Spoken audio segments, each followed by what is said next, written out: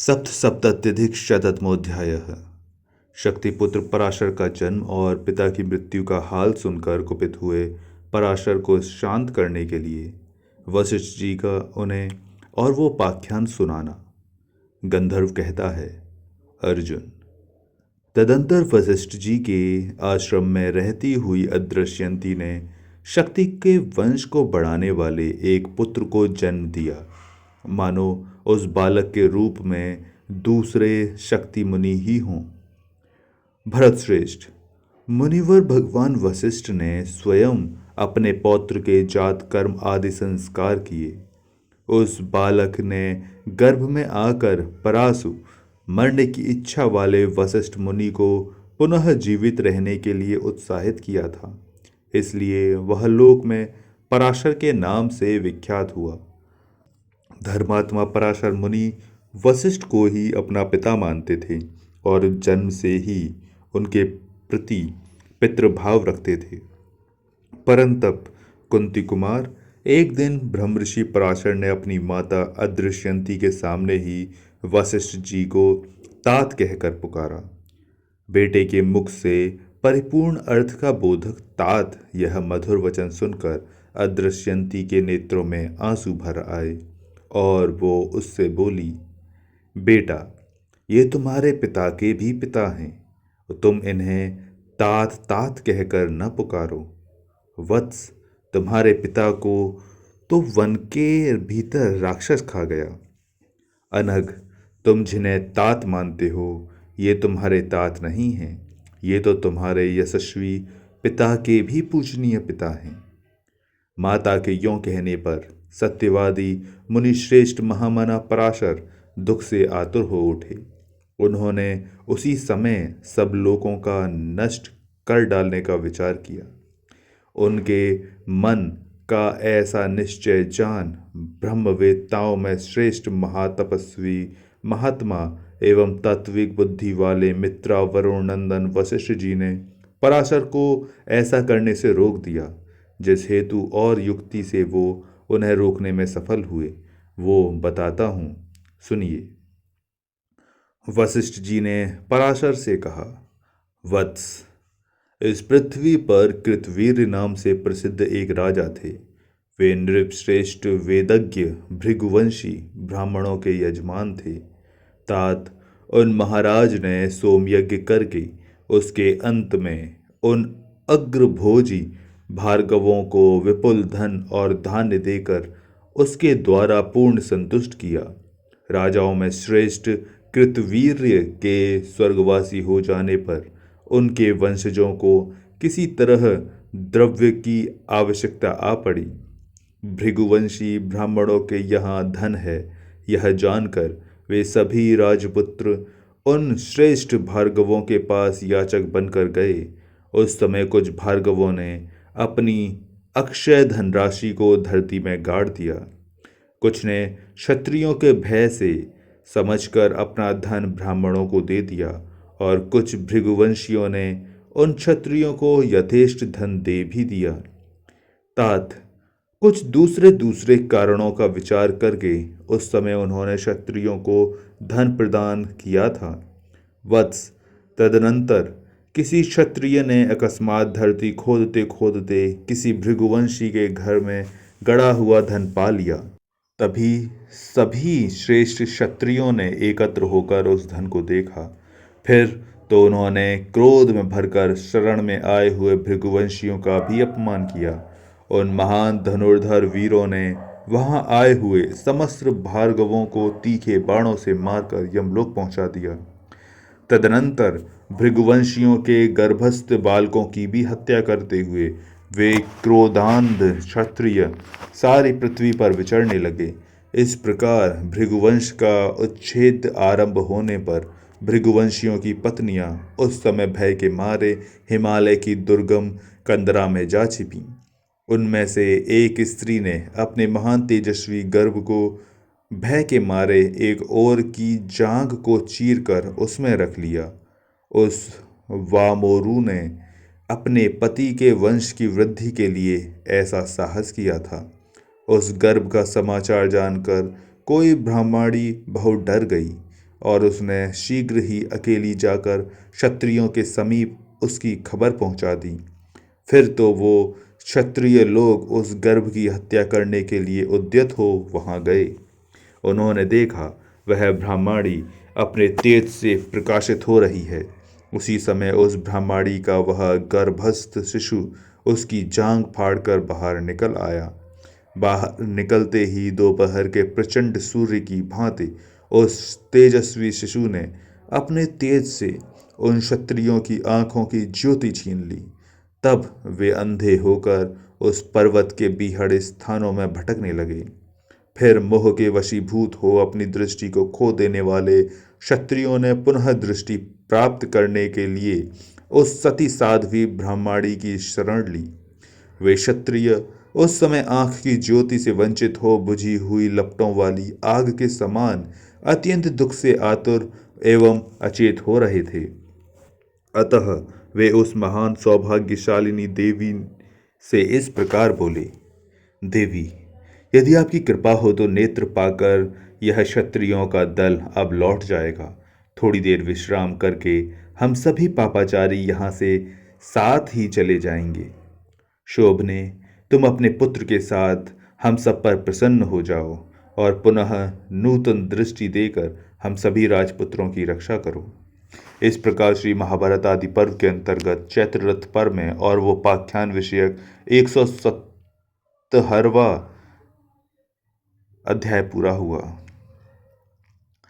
अष्ट सप्तत्यधिक शतमोध्याय। पितरों द्वारा और के क्रोध का निवारण।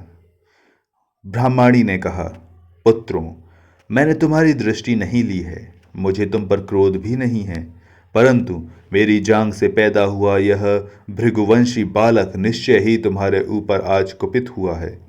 पुत्रों, यह स्पष्ट जान पड़ता है कि इस महात्मा शिशु ने तुम लोगों द्वारा मारे गए अपने बंधु बांधवों का स्मरण करके क्रोधवश तुम्हारी आंखें ले ली हैं, इसमें संशय नहीं है।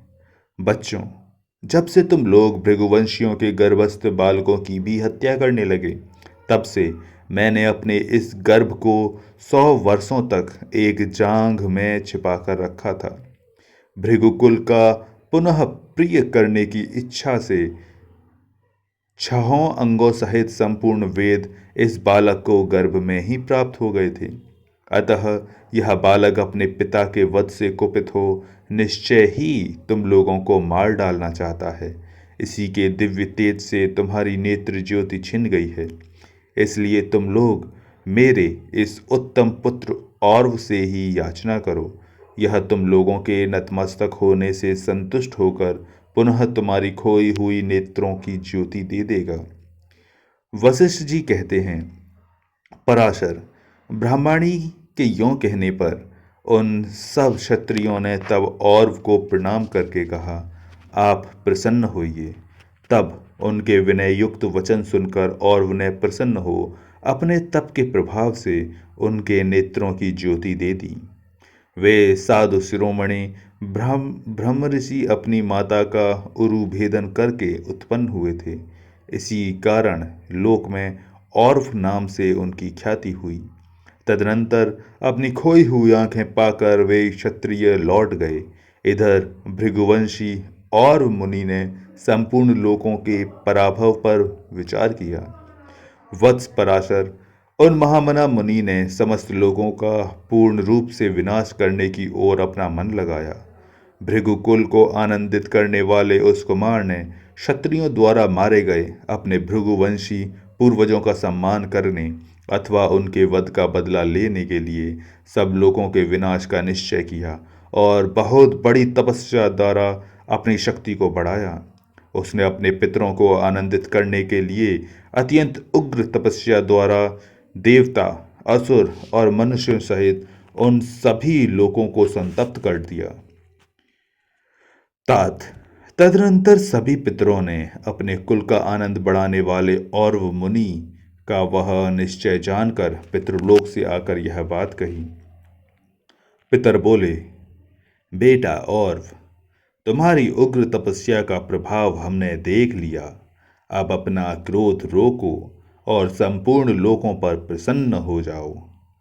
तात, यह न समझना कि जिस समय क्षत्रिय लोग हमारी हिंसा कर रहे थे, उस समय शुद्ध अंतःकरण वाले हम भृगुवंशी ब्राह्मणों ने असमर्थ होने के कारण अपने कुल के वध को चुपचाप सह लिया।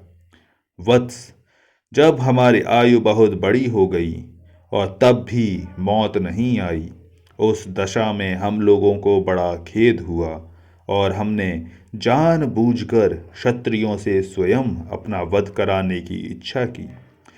किसी भृगुवंशी ने अपने घर में जो धन गाड़ दिया था, वह भी वैर बढ़ाने के लिए ही किया गया था। हम चाहते थे कि क्षत्रिय लोग हमारे ऊपर कुपित हो जाएं। द्विजश्रेष्ठ, यदि ऐसी बात न होती तो स्वर्गलोक की इच्छा रखने वाले हम भार्गवों को धन से क्या काम था, क्योंकि साक्षात कुबेर ने हमें प्रचुर धनराशि लाकर दी थी। तात, जब मौत हमें अपने अंक में न ले सकी, तब हम लोगों ने सर्वसम्मति से यह उपाय ढूंढ निकाला था। बेटा, आत्महत्या करने वाले पुरुष शुभ लोगों को भी नहीं पाता, इसलिए हमने खूब सोच विचार कर अपने ही हाथों अपना वध नहीं किया। वत्स, तुम तो यह सब करना चाहते हो, वह भी हमें प्रिय नहीं है। संपूर्ण लोकों का पराभव बहुत बड़ा पाप है, अतः उधर से मन को रोको। तात, क्षत्रियों को न मारो। बेटा, भू आदि 7 लोकों का भी संहार न करो। यह जो क्रोध उत्पन्न हुआ है, वह तुम्हारे तपस्या जनित तेज को दूषित करने वाला है, अतः इसी को मारो। इस प्रकार श्री महाभारत आदि पर्व के अंतर्गत चैत्र रथ पर्व में और क्रोध निवारक विषयक 118वां अध्याय पूरा हुआ। एकोनाशीत्यधिकशतमोऽध्यायः। और पितरों की बातचीत तथा और का अपनी क्रोधाग्नि को बड़वानल रूप से समुद्र में त्यागना। और ने कहा, पितरों, मैंने क्रोधवश उस समय जो संपूर्ण लोगों के विनाश की प्रतिज्ञा कर ली थी, वह झूठी नहीं होनी चाहिए। जिसका क्रोध और प्रतिज्ञा निष्फल होते हों, ऐसा बनने की मेरी इच्छा नहीं है। यदि मेरा क्रोध सफल नहीं हुआ तो वह मुझको उसी प्रकार जला देगा जैसे आग अरणी काष्ठ को जला देती है। जो किसी कारणवश उत्पन्न हुए क्रोध को सह लेता है, वह मनुष्य धर्म, अर्थ और काम की रक्षा करने में समर्थ नहीं होता।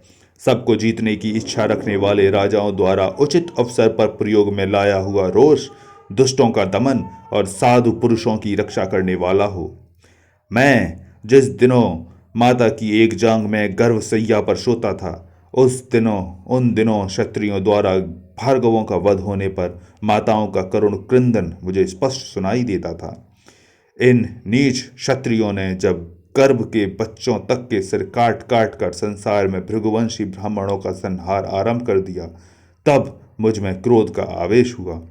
जिनकी कोख भरी हुई थी, वे मेरी माताएं और पितृगण भी भय के मारे समस्त लोकों में भागते फिरे, किंतु उन्हें कहीं भी शरण नहीं मिली।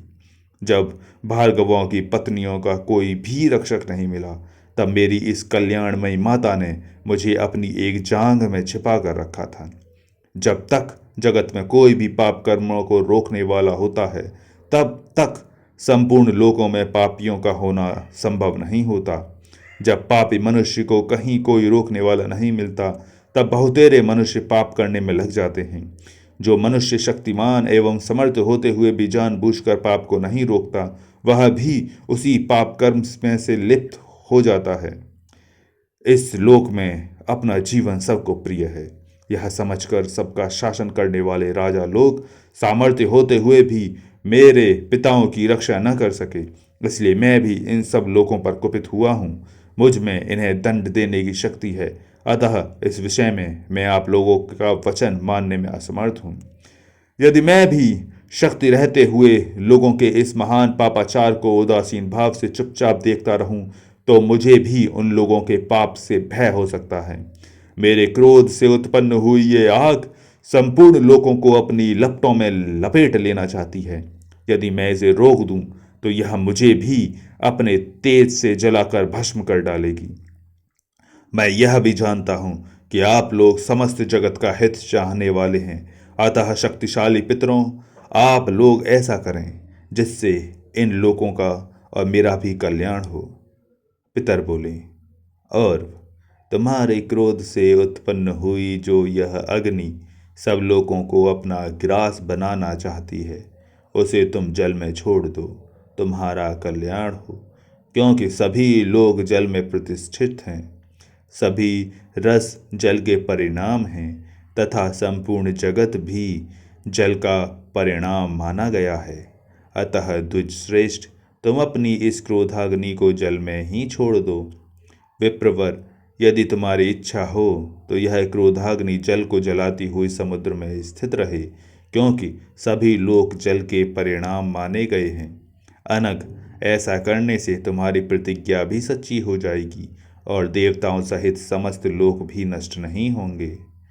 वशिष्ठ जी कहते हैं, पराशर, तब औरव ने अपनी उस क्रोधाग्नि को समुद्र में डाल दिया। आज भी वह बड़ी घोड़ी के मुख की सी आकृति धारण करके महासागर के जल का पान करती रहती है। वेदज्ञ पुरुष उसे भली भांति परिचित हैं। वह बड़वा अपने मुख से वही आग उगलती हुई महासागर का जल पीती रहती है। ज्ञानियों में श्रेष्ठ पराशर, तुम्हारा कल्याण हो। तुम परलोक को भली भांति जानते हो, अतः तुम्हें भी समस्त लोगों का विनाश नहीं करना चाहिए। इस प्रकार से महाभारत आदि पर्व के अंतर्गत चैत्र रथ पर्व में और उपाख्यान विषयक 179वां अध्याय पूरा हुआ। 80अधिक पुलस्त्य आदि महर्षियों के समझाने से पराशर जी के द्वारा राक्षस सत्र की समाप्ति। गंधर्व कहता है, अर्जुन, महात्मा वशिष्ठ के यों कहने पर उन ब्रह्म ऋषि पराशर ने अपने क्रोध को समस्त लोगों के पराभव से रोक लिया। तब संपूर्ण वेदवेत्ताओं में श्रेष्ठ महातेजस्वी शक्तिनंदन पराशर ने राक्षस सत्र का अनुष्ठान किया। उस विस्तृत यज्ञ में अपने पिता शक्ति के वध का बार बार चिंतन करते हुए महामुनि पराशर ने राक्षस जाति के बूढ़ों तथा बालकों को भी जलाना आरंभ किया। उस समय महर्षि वशिष्ठ ने यह सोचकर कि इसकी दूसरी प्रतिज्ञा को न तोड़ूं, उन्हें राक्षसों के वध से नहीं रोका। उस सत्र में 3 प्रज्वलित अग्नियों के समक्ष महामुनि पराशर चौथे अग्नि के समान प्रकाशित हो रहे थे। पापी राक्षसों का संहार करने के कारण वह यज्ञ अत्यंत निर्मल एवं शुद्ध समझा जाता था। शक्तिनंदन पराशर द्वारा उसमें यज्ञ सामग्री का हवन आरंभ होते ही वह इतना प्रज्वलित हो उठा था कि उसके तेज से संपूर्ण आकाश ठीक उसी तरह उद्भासित होने लगा जैसे वर्षा बीतने पर सूर्य की प्रभा से उद्दीप्त होता है।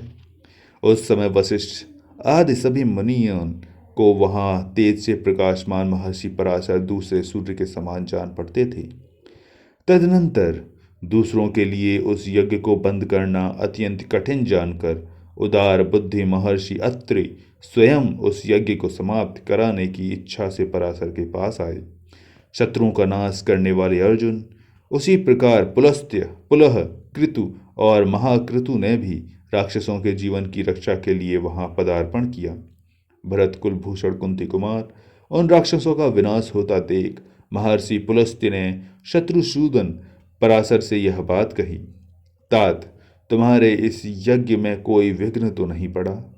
बेटा, तुम्हारे पिता की हत्या के विषय में कुछ भी न जानने वाले इन सभी निर्दोष राक्षसों का वध करके तुम्हें क्या प्रसन्नता होती है? वत्स, मेरी संतति तुम्हें इस प्रकार उच्छेद नहीं करना चाहिए। तात, यह हिंसा तपस्वी ब्राह्मणों का धर्म कभी नहीं मानी गई। पराशर, शांत रहना ही ब्राह्मणों का श्रेष्ठ धर्म है, अतः उसी का आचरण करो। तुम श्रेष्ठ ब्राह्मण होकर भी यह पाप कर्म करते हो। तुम्हारे पिता शक्ति धर्म के ज्ञाता थे। तुम्हें इस अधर्म कृत्य द्वारा उनकी मर्यादा का उल्लंघन नहीं करना चाहिए। फिर मेरी संतानों का विनाश करना तुम्हारे लिए कदापि उचित नहीं है। वशिष्ठ कुलभूषण, शक्ति के शाप से ही उस समय वैसी दुर्घटना हो गई थी। वे अपने ही अपराध से इस लोक को छोड़कर स्वर्गवासी हुए हैं। इसमें राक्षसों का कोई दोष नहीं है। मुने, कोई भी राक्षस उन्हें खा नहीं सकता था। अपने ही शाप से राजा को नरभक्षी राक्षस बना देने के कारण उन्हें उस समय अपनी मृत्यु देखनी पड़ी। पराशर, विश्वामित्र तथा राजा कल्माशपाद भी इसमें निमित्त मात्र ही थे। तुम्हारे पूर्वजों की मृत्यु में तो प्रारब्ध ही प्रधान है। इस समय तुम्हारे पिता शक्ति स्वर्ग में जाकर आनंद भोगते हैं। महामुने वशिष्ठ जी के शक्ति से छोटे जो पुत्र थे, वे सभी देवताओं के साथ प्रसन्नतापूर्वक सुख भोग रहे हैं। महर्षि, तुम्हारे पितामह वशिष्ठ जी को ये सब बातें विदित हैं। तात शक्तिनंदन, तेजस्वी राक्षसों के विनाश के लिए आयोजित इस यज्ञ में तुम भी निमित्त मात्र ही बने हो। वास्तव में यह सब उन्हीं के पूर्व कर्मों का फल है। अतः अब इस यज्ञ को छोड़ दो, तुम्हारा कल्याण हो। तुम्हारे इस सत्र की समाप्ति हो जानी चाहिए। गंधर्व कहता है, अर्जुन, पुलस्त्य जी तथा परम बुद्धिमान वशिष्ठ जी के यों कहने पर महामुनि शक्ति पुत्र पराशर ने उसी समय यज्ञ को समाप्त कर दिया। संपूर्ण राक्षसों के विनाश के उद्देश्य से किए जाने वाले उस सत्र के लिए जो अग्नि संचित की गई थी, उसे उन्होंने उत्तर दिशा में हिमालय के आसपास के विशाल वन में छोड़ दिया। वह अग्नि आज भी वहाँ सदा प्रत्येक पर्व के अवसर पर राक्षसों, वृक्षों और पत्थरों को जलाती हुई दिखाई देती है। इसी प्रकार श्री महाभारत आदि पर्व के अंतर्गत चैत्र रथ पर्व में और वो उपाख्यान विषयक 180वां अध्याय पूरा हुआ।